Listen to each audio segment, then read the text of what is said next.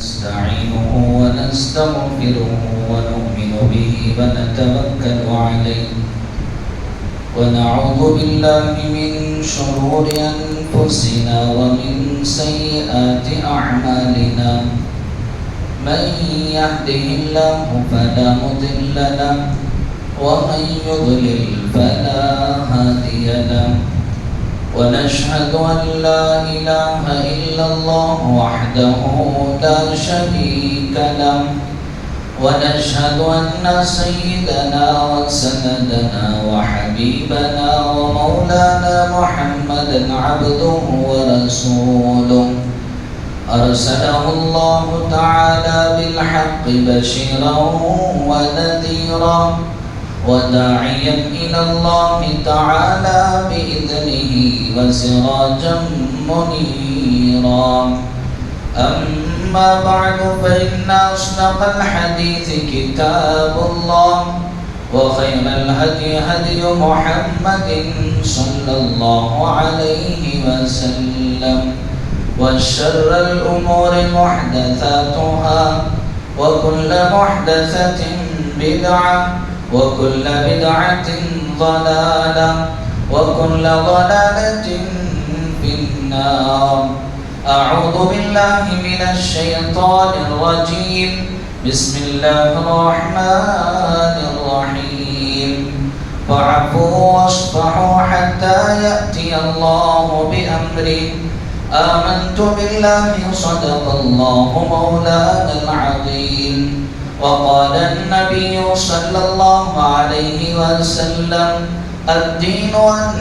النصيحة أو كما قال عليه الصلاة والسلام. معزز حاضرین، محترم سامعین اور برادران اسلام، اللہ جل جلالہ و من والہ نے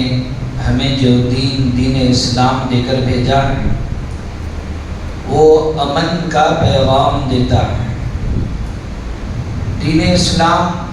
امن کا، شانتی کا، سلامتی کا اور پیس کا وہ حکم دیتا ہے. اللہ جل جلالہ و من والہ بھی قرآن مجید میں بہت ساری جگہوں پر اس بات کو واضح فرمایا ہے کہ جہاں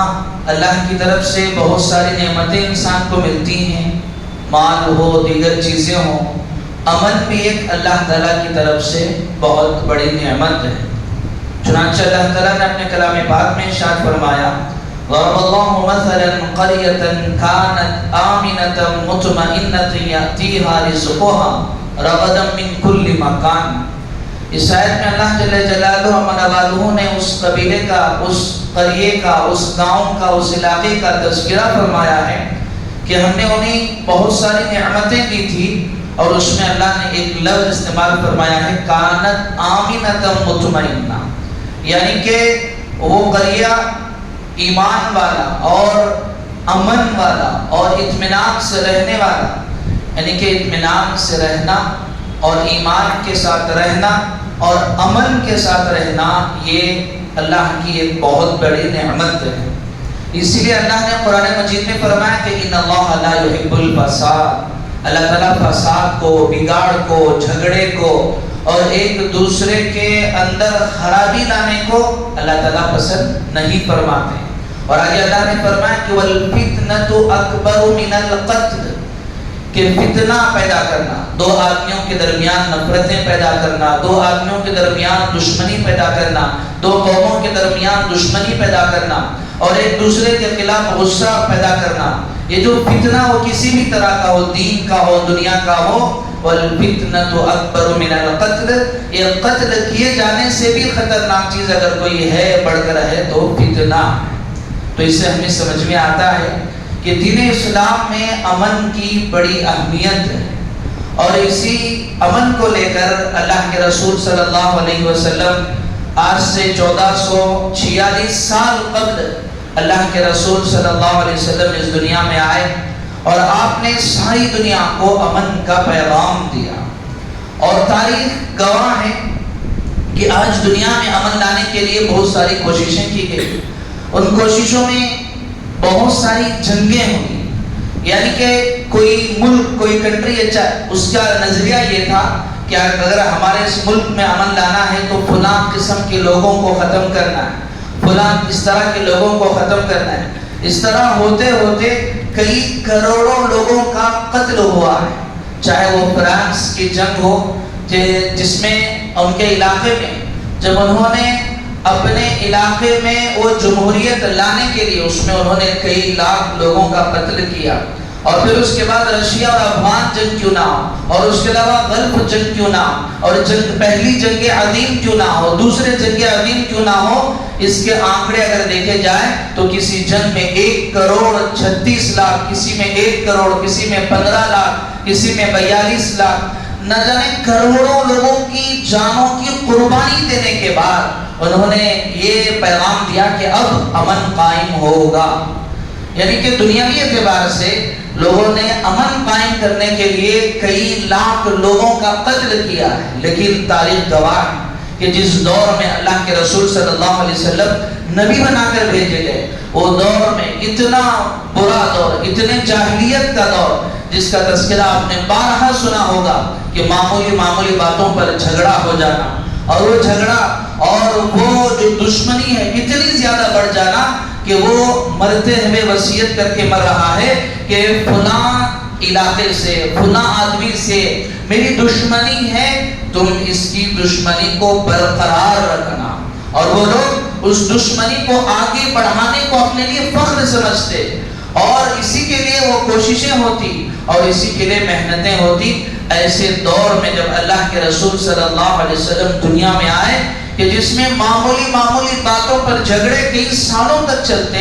آپ نے امن کا پیغام دیا. اور کیسے آپ نے امن کا پیغام دیا؟ آپ کو نبوت تو 40 سال میں ملی، آپ پر پہلی وحی 40 سال میں آئی، اور لیکن اس سے پہلے آپ نے دنیا میں امن قائم کرنے کے لیے جب آپ مکے میں تھے تو آپ نے حلف الفضول نامی ایک انجمن قائم کیا. اور اس انجمن میں اللہ کے رسول صلی اللہ علیہ وسلم نے وہ ہر ایک لوگوں سے معاہدہ کیا. اور اس کا واقعہ یہ ہوا تھا کہ کوئی مالدار، کوئی ایک بڑا آدمی کسی غریب آدمی کا مال لے کر اس کے پیسے لوٹا نہیں رہا تھا.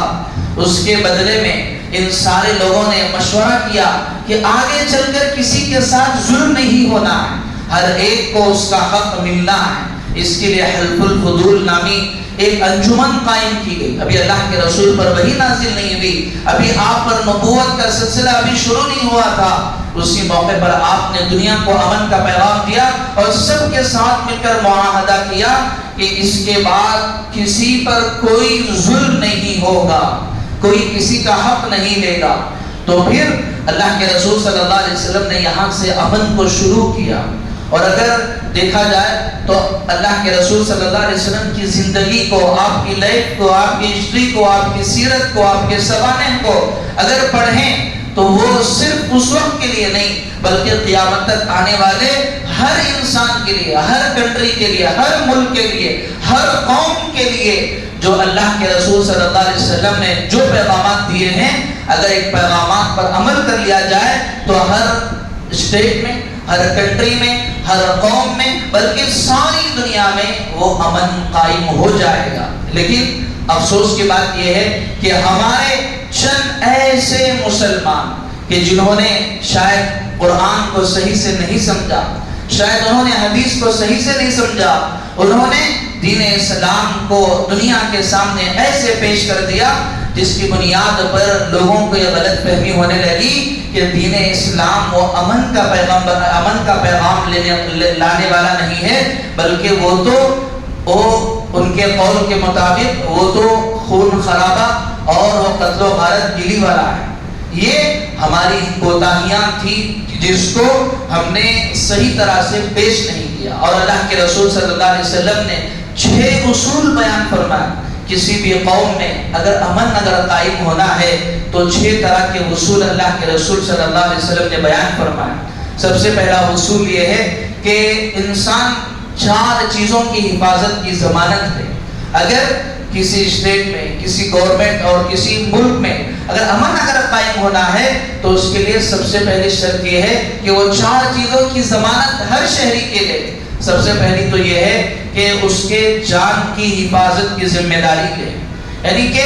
اگر کسی کی جان اگر جا رہی ہے تو وہ اس کی ذمہ دار، وہ سرکار ہے، وہ حکومت ہے، وہ اس کی ذمہ داری ہے، وہ اس کی ذمہ داری میں یہ اس چیز کو ہونے نہ دے کہ کسی کی جان ہمارے اس علاقے میں رہتے ہوئے نہ جائے۔ اور اسی کو اللہ تعالیٰ نے قرآن مجید میں سمجھایا کہ من قتل الناس، اللہ تعالیٰ نے سورہ مائدہ میں 6 پارے میں اللہ تعالیٰ نے آیت نازل فرمائی وَلَقَدْ كَتَبْنَا بَنِي إِسْرَائِيلَ، کہ اللہ تعالیٰ نے جو پچھلے قوموں کا تذکرہ فرمایا، اس قوم کا تذکرہ فرماتے ہوئے اللہ نے قرآن مجید میں ارشاد فرمایا کہ من قتل الناس، کہ جس نے کسی ایک شخص کو قتل کیا فَكَأَنَّمَا قَتَلَ النَّاسَ جَمِيعًا، اگر کسی نے ایک شخص کو اگر قتل کیا ہے تو حقیقت میں وہ ایک شخص کو قتل نہیں کیا ہے بلکہ اس نے ساری انسانیت کو قتل کیا ہے۔ یہ اسلام کا پیغام ہے اور رسول اللہ صلی اللہ علیہ وسلم کے بیان کردہ اصول ہے، یہ قرآن کے احکامات ہے کہ کوئی انسان کسی کی جان وہ نہیں لے سکتا۔ اور اسی لیے آگے اللہ نے فرمایا کہ من قتل مؤمنا متعمدا فجزاؤہ جہنم خالدا فیہا، اگر کوئی شخص جان بوجھ کر اگر کسی ایمان والے کا اگر قتل کرتا ہے اس کا ٹھکانہ جہنم ہے، خالدن فیہا۔ اللہ نے قرآن مجید میں تو فرمایا کہ وہ تو ہمیشہ جہنم میں رہے گا۔ یہاں سے علماء نے وہ اس کی تشریح یہ فرمائی ہے کہ چونکہ ایمان والا اگر ہے تو وہ ہمیشہ کے لیے جہنم میں نہیں رہے گا۔ اس کا مطلب علماء نے لکھا ہے اگر کوئی شخص کسی ایمان والے کے قتل کو جائز سمجھتے ہوئے اور یہ عقیدہ رکھتے ہوئے اگر قتل کرتا ہے تو پھر تو وہ کافر ہے، اس کا ٹھکانہ ہمیشہ کے لیے جہنم ہے۔ تو سب سے پہلا اصول اگر دنیا میں امن قائم ہونا ہے، کسی بھی جگہ پر اگر امن قائم ہونا ہے تو وہ ہر ایک اس کی حکومت کی ذمہ داری ہوتی ہے کہ وہ ہر ایک کے شہری کے جان کی تحفظ اور اس کی حفاظت کی ذمہ داری لے، اور یہ قرآن کا اصول ہے۔ اور دوسری اس کے مال کی حفاظت، اس کے مال کی حفاظت کرے۔ اور اللہ تعالیٰ نے قرآن مجید میں فرمایا اگر کوئی شخص کسی کا مال اگر چرا رہا ہے تو شریعت نے حکم بیان فرمایا کہ وَالسَّارِقُ وَالسَّارِقَةُ فَاقْطَعُوا أَيْدِيَهُمَا، اگر کوئی آدمی کسی شخص کا مال اگر چرا رہا ہے اس کا حکم یہ ہے کہ اس کے ہاتھ کاٹے جائیں۔ آج جب یہ احکامات بیان کیے جاتے ہیں لگتا ہے کہ انسان پر ظلم ہو رہا ہے، انسان پر ظلم نہیں ہو رہا ہے بلکہ انسانوں پر ہمدردی ہے، تاکہ اگر یہ حکم لاگو اگر ہو جائے تو اگر مان کر چلیے اگر 10 آدمیوں نے اگر چوری کی ہے، 10 کے اگر ہاتھ کاٹے گئے تو 11واں آدمی وہ چوری کرنے کی ہمت نہیں کرے گا۔ یہ امن کا اصول ہے۔ اور تیسری چیز جو فرمائی کہ ہر ایک کی عزت کی حفاظت کی ذمہ داری ہے، اور اسی لیے اللہ کے رسول صلی اللہ علیہ وسلم نے ارشاد فرمایا اگر کوئی شخص کسی کی عزت سے کھیلتا ہے، کسی کی عورت کی عزت سے اگر کھیلتا ہے، اس کے لیے حکم دیا گیا کہ اس مرد کو سنسار کر دو۔ اگر کسی نے زنا کیا ہے تو اس کا حکم وہ سخت لائے گئے تاکہ دنیا میں امن قائم ہو۔ اور چوتھی چیز عام طور پر جس کی طرف شاید ہم لوگ دعا بھی اگر مانگتے ہیں تو یہی مانگتے ہیں کہ اللہ جان کی حفاظت فرما، مال کی حفاظت فرما، عزت کی حفاظت فرما، لیکن چوتھی چیز بھی اللہ کے رسول صلی اللہ علیہ وسلم نے بیان فرمایا کہ عقل کا تحفظ، کہ انسان کی عقل کا تحفظ بھی کیا جائے، لوگوں کی عقلوں کی حفاظت کیسی کی جائے۔ تو اللہ کے رسول صلی اللہ علیہ وسلم نے فرمایا کہ وہ چیزیں جو انسان کی عقل کو خراب کرتی ہیں اس سے انسانوں کو روکا جائے۔ اور سب سے بڑی چیز جو انسان کی عقل کو خراب کرتی ہے وہ ہے نشہ، کل مسکر حرام، کہ ہر نشہ آور چیز کو اللہ کے رسول نے حرام قرار دیا۔ بالخصوص انسان اگر شراب پی لے تو پھر اس کی عقل وہ ٹھکانے پہ نہیں رہتی، اس کو اندازہ نہیں ہوتا۔ لوگوں نے ایک تمثیلی واقعے کے ذریعے سے اس بات کو سمجھایا کہ ایک عورت نے جو بڑی تھی، جو بڑے دبدبے والی تھی، اس نے ایک مرد کو اپنے قبضے میں کر لیا اور اس نے 3 آپشن اس کے سامنے رکھے اور اس نے کہا کہ دیکھو تمہارے سامنے 3 چیزیں رکھی ہوئی ہیں، ایک ادھر ایک بچہ ہے اور اس کے سامنے تلوار رکھی ہوئی ہے،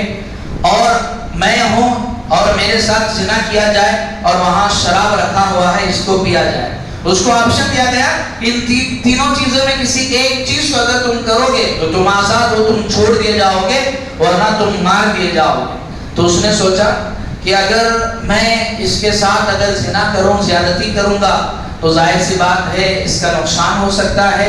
اور پھر اگر میں نے بچے کا قتل کیا تو یہ بھی نقصان ہو جائے گا. چلو میں شراب پی لیتا ہوں, شراب سے تو صرف میرا نقصان ہوگا. اور جب اس نے دونوں چیزوں کو نہیں اپنایا, تیسری چیز اس نے اپنائی, شراب پی لی. جیسے ہی اس نے شراب پیا تو پھر اس کی عقل اس کے ٹھکانے نہیں رہی, تو پھر اس نے تلوار اٹھائی اور بچے کا بھی قتل کر دیا, اور پھر اس عورت کے ساتھ اس نے زنا بھی کر لیا, اور پھر ساتھ کے ساتھ اس کی عقل بھی وہ جاتی رہی. تو اس سے علماء نے سمجھایا کہ شراب وہ انسان کے عقل کو خراب کر دیتی ہے. تو یہ اسلام کے پیغامات تھے جو امن کے پیغامات ہیں. اب ان چیزوں کو ہٹ کر رسول اللہ صلی اللہ علیہ وسلم کی اگر زندگی کو اگر ہم دیکھیں, اللہ کے رسول صلی اللہ علیہ وسلم نے اپنی جو ساری زندگی ہے, چاہے وہ مکے کی ہو چاہے وہ مدینے کی زندگی ہو. مکے میں آپ کے نبی بنائے جانے سے پہلے آپ نے لوگوں میں امن کے لیے حلف الفضول نامی انجمن قائم کیا, اور جب آپ نبی بنائے گئے, جب آپ نے پہلی وحی آپ پر نازل ہوئی, آپ نے لوگوں کو ایک اللہ کی طرف بلایا تو لوگ آپ کے دشمن ہو گئے اور لوگوں نے آپ کو تکلیفیں دی, اور آپ نے بہت ساری تکلیفوں کو آپ نے برداشت کر لیا, معاف کر دیا تاکہ امن قائم رہے. اللہ کے رسول صلی اللہ علیہ وسلم اگر چاہتے تو بد دعا کرتے تو لوگ ہلاک ہو جاتے. اللہ کے رسول صلی اللہ علیہ وسلم طائف گئے, طائف جا کر وہاں لوگوں نے پتھر برسائے, لیکن آپ نے بد دعا نہیں کی. آپ نے فرمایا کہ ممکن ہے کہ یہ لوگ نہیں تو ان کے آنے والی نسلیں وہ سدھر جائیں اور وہ راہ راست پر آ جائیں. اللہ کے رسول نے بد دعا نہیں فرمائی. اور پھر اللہ کے رسول صلی اللہ علیہ وسلم کی بیٹی حضرت زینب رضی اللہ تعالیٰ, آپ صلی اللہ علیہ وسلم کی 4 بیٹیاں, حضرت زینب رضی اللہ تعالیٰ عنہ, حضرت رقیہ رضی اللہ تعالیٰ عنہ, حضرت ام کلثوم رضی اللہ تعالیٰ عنہ, حضرت فاطمہ الزہرا رضی اللہ تعالیٰ, یہ 4 آپ کی بیٹیاں تھیں, اور چاروں حضرت خدیجہ رضی اللہ تعالیٰ عنہ سے تھی. اور آپ نے جو آپ کی سب سے بڑی بیٹی تھی حضرت زینب رضی اللہ تعالیٰ عنہ, حضرت زینب جو آپ کی بڑی بیٹی تھی, آپ اس کے ساتھ جس نے ظلم و زیادتی کی, حبار ابن اسود, کہ جس نے حضرت زینب رضی اللہ تعالیٰ عنہ کے جسم پر برچھا مارا اور زخم اتنا گہرا ہوا کہ عارضی طور پر زخم تو ٹھیک ہو گیا, لیکن چند مہینے یا چند سال کے بعد اسی زخم کی وجہ سے حضرت زینب رضی اللہ تعالیٰ عنہ کا انتقال ہو گیا. اللہ کے رسول صلی اللہ علیہ وسلم نے انہیں بھی معاف فرما دیا. اور جب آپ مکے میں تھے, مکے میں رہتے ہوئے ہمیشہ آپ نے امن برقرار رکھا. حضرات صحابہ سے کہا, بعض مرتبہ وہ صحابہ تھے اور وہ لوگ تھے جو با اثر تھے, وہ کہتے تھے اے اللہ کے رسول آپ اگر چاہیں تو ہم ان کا بدلہ لے لیں, لیکن اللہ کے رسول نے فرمایا کہ نہیں, میں دنیا میں امن قائم کرنے کے لیے آیا ہوں. اللہ کے رسول نے بدلہ نہیں دی. اور پھر جب آپ وہاں سے مدینے, جب آپ تکلیفیں بہت زیادہ بڑھ گئی تو آپ پر ہجرت کا حکم نازل ہوا. آپ جب مدینہ منورہ گئے, مدینہ منورہ جانے کے بعد آپ نے امن قائم کرنے کے لیے سب سے پہلے چیز یہ فرمائی کہ آپ نے مہاجرین اور انصار میں بھائی چارگی پیدا کر دی. اور عمومی طور پر دیکھا جائے اللہ کے رسول صلی اللہ علیہ وسلم کے دور میں 3 طرح کے لوگ تھے. ایک ایمان والے تھے, ایک مشرکین تھے, ایک منافقین تھے. اور جو عیسائی تھے یہ کبھی یہ خود یہودیوں کے دشمن تھے, اور جب یہ دونوں آپس میں ایک ہو گئے تو یہ دونوں مل کر رسول اللہ صلی اللہ علیہ وسلم کے دشمن ہو گئے. تو مکے میں یہ مشرکین تھے اور مدینے میں جانے کے بعد وہاں منافقین بھی تھے, وہاں یہودی بھی تھے. تو اللہ کے رسول صلی اللہ علیہ وسلم نے سب کے ساتھ امن کا معاہدہ فرمایا. کیسے فرمایا؟ سب سے پہلے جب آپ مدینہ گئے تو مدینے میں جانے کے بعد آپ نے سب سے پہلے اپنے اندر امن قائم کرنے کے لیے بھائی چارگی پیدا فرمائی کہ یہ فلاں کا بھائی ہے, یہ فلاں کا بھائی ہے. کہ اللہ کے رسول صلی اللہ علیہ وسلم نے ہر ایک کو ہر ایک کے ساتھ جوڑ دیا تاکہ کسی طرح کی کوئی خرابی نہ ہو. امن معاہدہ فرمایا. اور وہاں جانے کے بعد اللہ کے رسول صلی اللہ علیہ وسلم نے مدینے کے لوگوں سے مل کر ایک معاہدہ کیا جس میں یہودی بھی تھے، جس میں منافقین بھی تھے، ان کے ساتھ آپ نے مل کر معاہدہ فرمایا کہ دیکھو ہم اس ملک میں ہم اس مدینہ منورہ میں رہتے ہوئے ہم ایک دوسرے کے محافظ بن کر جئیں گے، کوئی ہمارے خلاف وہ حملہ نہ کرے، اور اس معاہدے کو آج بھی برقرار رکھا گیا ہے۔ آپ اگر جا کر اگر دیکھیں گے تو معاہدہ آج بھی موجود ہے، جس میں اللہ کے رسول نے سب کے ساتھ معاہدہ فرمایا کہ ہم کسی کے ساتھ، مشرکین کے ساتھ اور منافقین کے ساتھ، یہود سب کے ساتھ آپ نے امن معاہدہ فرمایا۔ لیکن جب مشرکین مکہ نے وہ خود اپنی طرف سے پہل کی، وہ بہت سارے ہتھیار لینے کے لیے وہ جب کسی علاقے کے لیے جا رہے تھے، اللہ کے رسول صلی اللہ علیہ وسلم نے سوچا اگر یہ لوگ اتنا اگر سامان ان کے پاس آ جائے گا تو ظاہر سی بات ہے اس نے دشمنی کا بدلہ لینے کے لیے،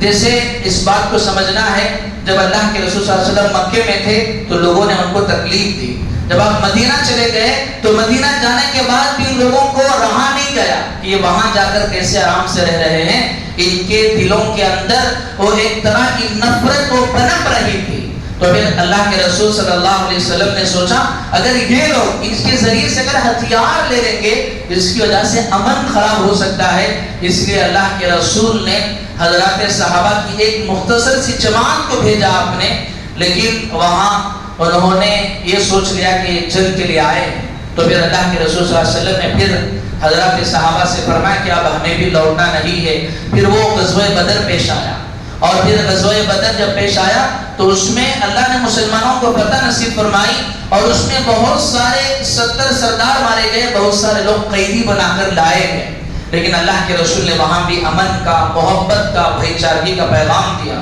جتنے قیدی تھے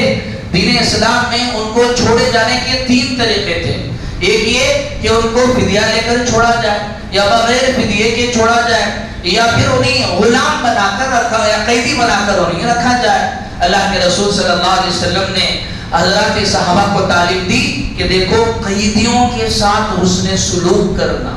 اللہ نے قرآن مجید میں فرمایا وَيُطْعِمُونَ الطَّعَامَ عَلَى حُبِّهِ مِسْكِينًا وَيَتِيمًا وَأَسِيرًا۔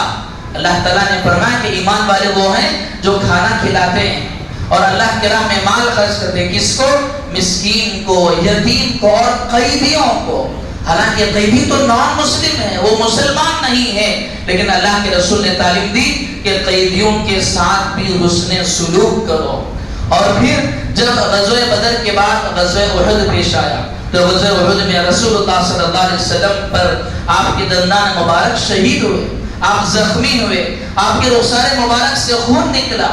لوگوں نے کہا کہ آپ بد دعا کر دیں۔ اللہ کے رسول صلی اللہ علیہ وسلم نے فرمایا کہ میں بد دعا کرنے کے لیے دنیا میں نہیں آیا ہوں، یہاں پہ آپ نے امن کا پیغام دیا۔ اور پھر اس کے بعد کئی طرح کے غزوے پیش آئے، غزوہ حنین پیش آیا، اور پھر غزوہ خندق پیش آیا، اور غزوہ بنو مستلق پیش آیا۔ ان سارے غزوات اگر دیکھے جائیں، غزوہ بنو مستلق میں جو جب اللہ کے رسول کو فتح نصیب ہوئی، جب سارے لوگوں کو قیدی بنایا گیا، تو جو بنو مستلق کا جو بادشاہ تھا اس کی جو بیٹی تھی حضرت جبیریہ رضی اللہ تعالیٰ جو قیدی بنا کر لائی گئی تھی، اور وہ ایک صحابی کے حصے میں ان کو باندی بنا کر دیا گیا۔ اور جب اللہ کے رسول صلی اللہ علیہ وسلم نے دیکھا تو جب ان کے بادشاہ کی طرف سے پیغام آیا کہ ان کو رہا کیا جائے، اور پھر اس کے بعد اللہ کے رسول صلی اللہ علیہ وسلم نے حضرت جبیریہ رضی اللہ تعالیٰ عنہ سے جب نکاح کر لیا، اور ان کے آزادی کا بدلہ ہی یہی تھا، تو جب اللہ کے رسول نے ان سے جب نکاح کیا، ان کے ساتھ جب حسن سلوک کیا، آپ کے حسن سلوک کے بدولت جتنے حضرات صحابہ کے پاس ان کے قیدی تھے سب صحابہ نے ان کو آزاد کر دیا۔ یہاں بھی رسول اللہ صلی اللہ علیہ وسلم نے امن کا، محبت کا، بھائی چارگی کا پیغام دیا۔ غزوہ حنین کے موقع پر جب رسول اللہ صلی اللہ علیہ وسلم کو فتح نصیب ہوئی تو 24,000 اونٹ، 24,000 بکریاں اور 40,000 اونٹ اور 6,000 قیدی آئے، اور جب اللہ کے رسول صلی اللہ علیہ وسلم کی خدمت میں سارے لائے گئے تو پھر اللہ کے رسول صلی اللہ علیہ وسلم نے انتظار کیا۔ اصول یہ تھا کہ ان کی طرف سے کوئی لوگ آئیں گے، ان کو چھڑانے کے لیے فدیہ لیا جائے گا، چھوڑ دیا جائے گا۔ جب انتظار بہت زیادہ ہو گیا تو کوئی لوگ چھڑانے کے لیے نہیں آئے، تو پھر مال غنیمت کو تقسیم ہو گیا، اور مال غنیمت بھی شریعت میں بتایا گیا ہے کہ اس کا 5واں حصہ یتیموں کو، غریبوں کو اس وقت بھی دیا جاتا تھا۔ یہ اسلام کی تعلیم ہے۔ آج ہمیں ضرورت ہے اس کو پڑھنے کی، سمجھنے کی۔ اور پھر جب وہ 6000 قیدی تھے، جب لوگ ان کے قبیلے کے لوگ نہیں آئے، تو پھر اس کے بعد جب اللہ کے رسول نے سب کو تقسیم کر دیا، تو اس رات اس علاقے کے سردار آئے اور آ کر منت سماجت کرنے لگے کہ ہمارے قیدیوں کو چھوڑ دیا جائے۔ آج اگر دنیا میں دیکھا جائے تو وہ لوگوں نے اپنے اصول بنا لیے، اپنے جنگی اصول بنا کر بھی قیدیوں کے ساتھ جو برتاؤ، جو ظلم کیا جاتا ہے، یقیناً اگر کوئی دیکھے تو وہ اس کے اندر وہ غصہ، وہ خون کھول جاتا ہے کہ جب عام طور پر جب ابھی قریب میں چند ملک شام ہو، چاہے وہ فلسطین ہو، وہاں قیدیوں کو جس حالت میں رکھا گیا تھا، اس حالت کو دیکھ کر ایک ایمان پر، ایک انسان کی آنکھوں میں وہ آنسو پیدا ہو جائیں گے۔ اللہ کے رسول صلی اللہ علیہ وسلم نے دنیا کو انسانیت بھی سکھائی، لیکن اللہ کے رسول نے قیدیوں کے ساتھ اس نے سلوک کیا۔ وہ جو 6000 قیدی تھے، وہ لوگ جب آئے، آ کر کہنے لگے کہ ان کو رہا کر دیا جائے۔ اللہ کے رسول صلی اللہ علیہ وسلم نے وہ لوگوں پر حکومت نہیں کی ہے، آپ نے دلوں کو فتح کیا ہے۔ اللہ کے رسول صلی اللہ علیہ وسلم نے دلوں پر حکومت کی ہے۔ تاریخ میں لوگ بہت سارے بادشاہوں کو جانتے ہوں گے، چاہے وہ ذوالقرنین ہو، سکندر بادشاہ جس نے ساری دنیا پر حکومت کی، چاہے وہ نمرود ہو، چاہے وہ حضرت سلیمان علیہ السلام ہو، چاہے وہ بخت نصر ہو، سارے لوگ یہی کہیں گے ان بادشاہوں نے ساری دنیا پر حکومت کی۔ لیکن میرے پیارے نبی حضرت محمد رسول اللہ صلی اللہ علیہ وسلم کا اگر نام لیا جائے گا تو لوگ کہیں گے کہ انہوں نے لوگوں کی دلوں پر حکومت کی ہے۔ اور دین اسلام میں یہ ہے کہ دین اسلام میں کسی کو زبردستی داخل نہیں کیا گیا ہے۔ قرآن میں اللہ نے خود فرمایا ہے لا اکراہ فی الدین، کہ دین میں کوئی زبردستی نہیں ہے، کسی کو زبردستی دین میں داخل نہیں کیا جا سکتا۔ آپ نے وہ 6000 قیدیوں کی جب بات چیت کی تو آپ نے فرمایا کہ ایسا کرو، حالانکہ اللہ کے رسول تھے، اگر اللہ کے رسول صحابہ کو حکم دیتے کہ آپ سب قیدیوں کو واپس کر دے تو سب لوگ واپس کر دیتے، لیکن اللہ کے رسول صلی اللہ علیہ وسلم نے کہا ایسے کرنا کہ کل فجر میں آ جانا۔ جب فجر میں سارے صحابہ موجود تھے، جب یہ لوگ آئے، آ کر انہوں نے اللہ کے رسول سے درخواست کی کہ ہمارے قیدیوں کو چھوڑا جائے۔ پھر اللہ کے رسول نے فرمایا حضرات صحابہ سے کہ میں میرے حصے میں جتنے قیدی آئے ہیں ان کو چھوڑ رہا ہوں۔ جیسے یہ کہنا تھا، سارے صحابہ نے اپنے اپنے حصے کے قیدیوں کو رہا کر دیا، اور اس کی بدولت یہ ہوئی کہ سارے لوگ وہ مسلمان ہو گئے۔ صلح حدیبیہ پیش آیا، اللہ کے رسول صلی اللہ علیہ وسلم نے خواب دیکھا۔ خواب کیا دیکھا کہ آپ عمرے کو جا رہے ہیں، نبی کے خواب تو سچے ہوتے ہیں، وحی کا درجہ ہے۔ تو اللہ کے رسول صلی اللہ علیہ وسلم اللہ کے رسول صلی اللہ علیہ وسلم عمرے کے لیے احرام باندھ کر وہ تشریف لے گئے۔ جیسے ہی مکے میں گئے تو کفار نے آپ کو روک لیا، آپ کو داخل ہونے نہیں دیا، اور انہوں نے کہا کہ ہم آپ کو یہاں مدینے میں، مکے میں داخل ہونے کے لیے نہیں دیں گے۔ اللہ کے رسول نے کہلا بھیجا کہ ہم یہاں کسی اور مقصد سے ہرگز نہیں آئے ہیں، ہم یہاں پر صرف اور صرف عمرہ کرنے کے لیے آئے ہیں۔ حضرات صحابہ رضی اللہ تعالیٰ عنہ کے دلوں پر بھی بڑی شاق گزری، بڑی مشکل گزری۔ ارے ہم تو صرف عمرہ کے لیے آئے ہیں اور تم مشکلیں بھی ہمیں اجازت نہیں دے رہے ہو۔ اللہ کے رسول صلی اللہ علیہ وسلم نے اس موقع پر صلح کر لی۔ صلح کیسے کی؟ آپ نے ان کے سارے شرائط مان لیے۔ انہوں نے کہا آپ اس سال آئے ہیں، آپ عمرہ نہیں کر سکتے، آپ اگلے سال عمرہ کریں گے۔ اللہ کے رسول نے اس کو بھی مان لیا، اور پھر انہوں نے دوسری شرط یہ رکھی کہ دیکھو اگر مدینے سے کوئی شخص وہ مکے کو اگر کافر ہو کر آ جائے گا تو ہم اس کو واپس نہیں بھیجیں گے، اگر کوئی کافر مسلمان ہو کر مدینے آ جائے گا تو انہیں واپس کرنا پڑے گا۔ اللہ کے رسول نے اس سے بھی مان لیا۔ اس طرح کے بہت سارے شرائط رکھے گئے، اللہ کے رسول نے ان ساری چیزوں کو مان لیا۔ بظاہر لگ رہا تھا یہاں پر تو مسلمان دب کر وہ صلح کر رہے ہیں، لیکن قرآن نے کہا اِنَّا فَتَحْنَا لَكَ فَتْحًا مُبِينًا۔ اس کو قرآن نے کہا کہ یہ بہت بڑی فتح ہے، یہ بہت بڑی جیت ہے، یہ بہت بڑی ایک فتح ہے۔ تو علماء نے لکھا ہے کہ جس وقت یہ صلح ہوئی اس موقع پر صرف 2 سے 3 ہزار لوگ مسلمان تھے، لیکن صرف اس کے چند سال قبل 10 ہجری میں مکہ فتح ہو گیا. اس وقت 10,000 مسلمان موجود تھے. جب یہ صلح ہوئی تو غیروں نے ایمان والوں کے ساتھ اپنے تعلقات بنائے، تجارتی تعلقات بنائے، اور انہوں نے مسلمان کو دیکھا اور اسلام کو دیکھا. اس کے بدولت رسول اللہ صلی اللہ علیہ وسلم کے اخلاق کے بدولت ہزاروں لوگ وہ ایمان میں داخل ہو گئے. اسی لیے اس کو قرآن نے کہا یہ بہت بڑی جیت ہے. مجھے عرض یہی کرنا ہے، یہاں بھی اللہ کے رسول نے امن کا پیغام دیا. آج اگر یہ کہا جاتا ہے کہ دین اسلام وہ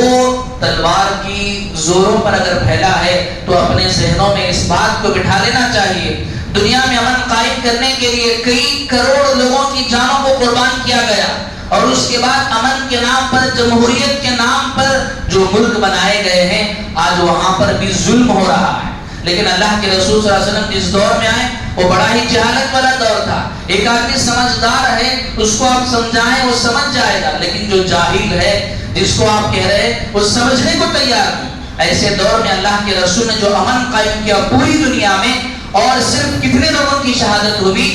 تاریخ میں لکھا گیا ہے کہ صرف 1060 لوگ پورے، چاہے وہ مسلمان کے ہو چاہے کافروں کے ہو، سارے لوگوں کی تعداد ملا کر صرف 1000 ہے. اس کے ذریعے سے دنیا میں امن قائم ہو گیا. لیکن آج اتنی بڑی حکومتیں ہو کر، اتنے امن کے دعوے کے باوجود بھی آج انسانوں پر ظلم ہو رہا ہے. غرض اللہ کے رسول صلی اللہ علیہ وسلم جب مکے کو فتح کیے، مکے کو فتح کرنے کے بعد اب ظاہر سی بات ہے سارا مکہ، سارا علاقے پر آپ پر غلبہ حاصل ہے. آپ اگر چاہیں تو آج کے دن مشرکین سے بدلہ لے سکتے تھے، جنہوں نے آپ کو اپنے محبوب وطن سے دور کیا، اور جنہوں نے آپ کی بیٹی کو شہید کیا، اور جنہوں نے آپ کے چچا کو شہید کیا. اللہ کے رسول صلی اللہ علیہ وسلم جب مکے میں داخل ہوئے تو آپ نے بہت سارے، جب اللہ کے رسول مکے میں داخل ہوئے تو وہاں پر قریب 1000 لوگ، ہزاروں کے لوگ موجود تھے. اس میں مشرکین موجود تھے، سب ڈر رہے تھے ہم نے اس طرح کیا ہے، آج رسول اللہ بدلہ لے لیں گے. اس میں حضرت ہندہ بھی تھی، اور اس میں حضرت حبار ابن اسود بھی تھا، اور اس میں حضرت صفوان ابن معطل بھی تھا، جو بعد میں چل کر صحابی رسول بنے. کہ حضرت صفوان ابن معطل وہ شخص تھے جنہوں نے عمر ابن وہب کو رسول اللہ صلی اللہ علیہ وسلم کے قتل کے لیے وہ پیسے دے کر بھیجے تھے، آمدہ کیا تھا. آج وہ ڈر رہے تھے کہ میں نے نعوذ باللہ آپ کے قتل کی سازش کی تھی، آج آپ مجھے بخشیں گے نہیں. اور جو ہندہ تھی جس نے حضرت حمزہ کے کلیجے کو چبایا تھا، وہ بھی ڈر رہی تھی کہ آج وہ مجھ سے بدلہ لیا جائے گا. اللہ کے رسول صلی اللہ علیہ وسلم مکے میں داخل ہوئے، آپ نے بہت ساری باتیں فرمائی. اللہ کے رسول نے فرمایا کہ دیکھو جو گھر میں اپنے گھر میں چلے جائے وہ امن میں ہے، اور جو ہتھیار نہ اٹھائے وہ امن میں ہے. جو ابو سفیان کے گھر چلے جائے وہ امن میں ہے. اور آپ جب اللہ کے رسول صلی اللہ علیہ وسلم مشرکین سے مخاطب ہوئے، کہا کہ میں کیسا ہوں؟ سب نے کہا کہ آپ بڑے ہمدرد ہیں، اور کہا کہ دیکھو جس طرح حضرت یوسف علیہ السلام کو ان کے بھائیوں نے ظلم کیا، اپنے باپ سے جدا کیا اور ان کو کوبے میں ڈال دیے، اور جب اللہ نے حضرت یوسف کو مصر کا بادشاہ بنایا، اور جب آپ تخت پر برجمان ہوئے، جب آپ کو حکومت نصیب ہوئی، آپ نے اپنے بھائیوں سے کہا تھا لا تثریب علیکم اليوم یغفر اللہ لکم وهو ارحم الراحمین. اللہ کے رسول نے اسی طرح مشرکین مکہ کے ہر ایک فرد کو اللہ کے رسول صلی اللہ علیہ وسلم نے معاف فرما دیا. اور اللہ کے رسول نے مدینے میں امن قائم رہنے کے لیے سب سے معاہدہ کیا ہوا تھا. لیکن جو 3 قبیلے تھے، قبیلہ بنو قریظہ، بنو قینوقا، یہ 3 قبیلوں میں سے ایک قبیلے نے تو وہ رسول اللہ صلی اللہ علیہ وسلم کے عہد کو توڑا. امن قائم کرنے کے بجائے انہوں نے بنو قینوقا نے، انہوں نے رسول اللہ صلی اللہ علیہ وسلم کے دور میں رہتے ہوئے ایک مسلمان عورت کے دوپٹے کو اچھال کر اس کو بے عزت کیا. پھر انہیں اس کی سزا یہ دی گئی کہ تم نے امن کا معاہدہ توڑا ہے، اس لیے انہیں مدینے سے وہ نکالا گیا اور وہ خیبر میں جا کر آباد ہوئے. اور اسی طرح بنو قریظہ جو قبیلہ تھا، انہوں نے نعوذ باللہ رسول اللہ صلی اللہ علیہ وسلم کے ساتھ وہ قتل کی سازش کی تھی، اس لیے انہیں بھی وہ مدینے سے نکالا گیا، خیبر میں بسایا گیا. اور پھر ایک اور قبیلہ تھا کہ جس نے حنین کے موقع پر منافقین کا ساتھ دیا مسلمانوں کے خلاف، چونکہ معاہدہ یہ ہوا تھا کہ اگر ہمارے علاقے میں کوئی دوسرا اگر آئے گا تو ہم سب اس کا دفاع کریں گے، تو انہوں نے اس معاہدے کو توڑ دیا، پھر انہیں بھی اس کی سزا دی گئی۔ تو میرے عزیزوں، اللہ کے رسول صلی اللہ علیہ وسلم جو اس دنیا میں آئے ہیں، وَمَا أَرْسَلْنَاكَ إِلَّا رَحْمَةً لِلْعَالَمِينَ، آپ ساری دنیا کے لیے رحمت بن کر، امن کا پیغام لے کر اس دنیا میں آئے ہیں۔ اور یہ جو اللہ کے رسول نے معاہدہ کیے تھے، اسی طرح ہر ایمان والا بھی وہ جس ملک میں بھی رہتا ہے، چاہے وہ مسلم کنٹری ہو یا نان مسلم کنٹری ہو، جہاں پر اسلامی حکومت ہو یا نہ ہو، جہاں بھی ہو، وہ اس کے لیے اصول اللہ کے رسول صلی اللہ علیہ وسلم نے اس میں بیان فرمایا۔ اور اسی طرح ہمارے اس ملک میں رہنے والا ہر مسلمان بھی، وہ گویا کہ ہمارے اس ملک سے معاہدہ کیا ہوا ہے کہ ہم اس ملک کی حفاظت کریں گے۔ اگر کوئی دوسرا وہ کسی بھی مذہب سے تعلق رکھتا ہو، ہمارے ملک کے خلاف اگر کچھ کرے گا تو ہم اس کو برداشت نہیں کریں گے۔ یہی ایک ایمان والے کا ایمان ہے، وہ اپنے وطن سے محبت کرتا ہے۔ ابھی قریب میں ایک واقعہ پیش آیا جو کشمیر کے علاقے میں جو ایک دہشت گردانہ حملہ ہوا، یقیناً ہر ایمان والا وہ اس سے ناخوش ہے، چونکہ قرآن کی تعلیم ہے کہ قرآن میں کہیں یہ نہیں کہا گیا ہے کہ وہ معصوم لوگوں کو شہید کیا جائے، وہ بچوں کو شہید کیا جائے، عورتوں کو شہید کیا جائے۔ اسلام میں جو غزوے پیش آئے، 27 کے قریب جو غزوے پیش آئے، اللہ کے رسول صلی اللہ علیہ وسلم جانے سے پہلے آپ احکامات دے کر بھیجتے، وَلَا تَقْتُلُوا النِّسَاءَ وَلَا تَقْتُلُوا الصِّبْيَانَ، اللہ کے رسول فرماتے کہ بچوں کو قتل نہیں کرنا، بچوں کو قتل نہیں کرنا، عورتوں کو قتل نہیں کرنا، بوڑھوں پر حملہ نہیں کرنا۔ اللہ کے رسول نے سارے پیغامات دے کر بھیجے تھے، اور اللہ کے رسول صلی اللہ علیہ وسلم نے بہت سارے جگہوں پر بھی معاہدہ و صلح کی ہے اللہ کے رسول نے۔ تو ہمارا جو دین اسلام ہے وہ امن کا پیغام لے کر آیا ہے، اور اللہ کے رسول نے فرمایا المسلم من سلم المسلمون من لسانه ويده، مسلمان جس کا جو اصل لفظ ہے سین لام میم، اس کا اصل جو صیغہ ہے سلمہ، اس کے معنی ہی ہے سلامتی والا۔ المسلم من سلم المسلمون من لسانه ويده، ایک ایمان والا تو وہ ہے کہ جس کے ہاتھ سے، اس کے زبان سے دوسرا آدمی محفوظ رہے۔ اور اللہ کے رسول صلی اللہ علیہ وسلم نے اتنی تعلیم دی کہ اگر تم چونٹی جو تکلیف دینے والی ہے، سانپ جو کاٹنے والا ہے، اگر اس کو بھی اگر مارتے ہو تو جلانا نہیں، چونکہ تم تکلیف دے رہا تھا اس لیے تم نے اس کو ختم کیا ہے، لیکن اس کو جلانا نہیں، بے رحمی سے اس کو مارنا نہیں۔ یہ دین اسلام کی تعلیم ہے، دین اسلام کی تعلیم ہے۔ راستہ چلتے ہوئے کانٹا اگر پڑ جائے اس کو تم ہٹا کر اگر کنارے پہ کر دو گے، اللہ تمہیں صدقے کا ثواب دے دے گا۔ اور اگر تم گھر سے نکل رہے ہو اس نیت سے نکل رہے ہو کہ راستے میں اگر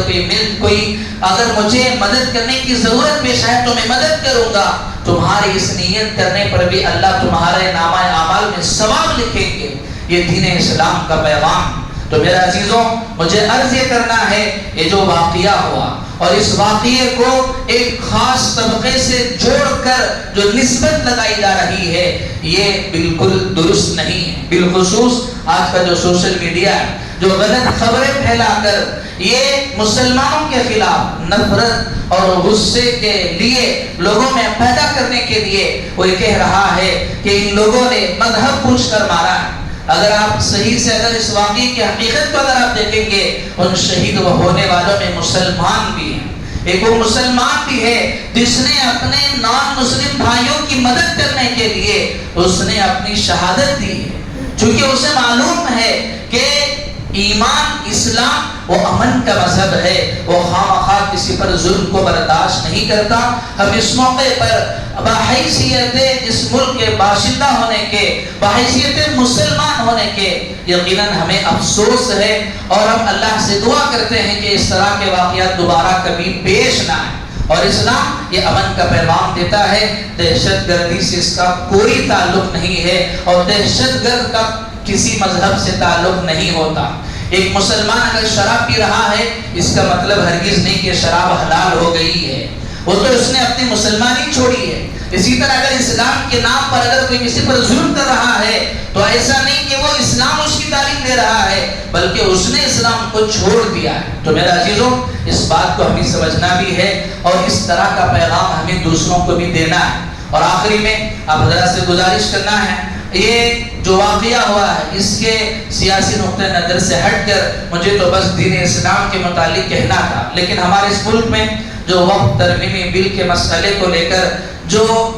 جس کو پاس کیا گیا، اور پھر ابھی وہ سپریم کورٹ میں جس کا مسئلہ چل رہا ہے، آل انڈیا مسلم پرسنل لا بورڈ کی طرف سے ایک پیغام دیا گیا ہے کہ ہمیں خاموش احتجاج کریں، چونکہ آج کا احتجاج کرنا بھی گویا کہ ایک طرح کا وہ فتنہ بن رہا ہے کہ وہیں خامخواہ معصوم لوگوں کو اس میں بھی وہ اپنی چالاکی کا شکار بنا کر جیلوں میں ڈالا جا رہا ہے۔ اس لیے انہوں نے 30 اپریل کو رات میں 9 بجے سے لے کر 9:15 تک، یعنی کہ صرف 10 سے 15 منٹ کے وقفے کے لیے ہم جہاں بھی رہیں، اپنے گھر میں ہیں تو صرف 10 منٹ کے لیے اپنے چراغ کو، اپنے لائٹ کو وہ تھوڑا سا بند کر دیں، جسے بتی گل تحریک جسے کہا جا رہا ہے، کہ ہم صرف اس بات کے اظہار کے لیے کہ یہ جو قانون لایا گیا ہے یہ اندھا، یہ غلط ہے، آپ کو روشنی میں آنا چاہیے، آپ اندھیرے میں ہیں، اور ہم اس روشنی کو بند کر کے اور پھر دوبارہ روشنی لا کر ہمیں تعلیم دے رہے ہیں، آپ کو یہ پیغام دینا چاہ رہے ہیں کہ آپ اس قانون کو واپس لیجئے۔ ایک طرح کی اپیل یہ آل انڈیا مسلم پرسنل بورڈ کی طرف سے کی گئی ہے۔ آپ حضرات سے درخواست ہے، آپ اس خاموش احتجاج میں جس کا کوئی کسی کو نہ تکلیف ہو رہی ہے نہ کسی کو نقصان ہو رہا ہے، بس آپ اس تحریک میں ضرور شامل ہوں۔ اللہ تعالیٰ سے دعا ہے اللہ ہمارے اس ملک میں بھی اور ساری دنیا میں بھی امن کو برقرار رکھے اور ہر ایک کے جان کی اللہ حفاظت فرمائے۔ آمین وآخر دعوانا ان الحمدللہ رب العالمین۔ آخر میں آپ حضرات سے گزارش ہے، ہمارے اس مسجد کے جو کنسٹرکشن کا کام چل رہا ہے آپ اس کے لیے تعاون بھی فرمائیں، اللہ آپ کے تعاون کو قبول فرمائے۔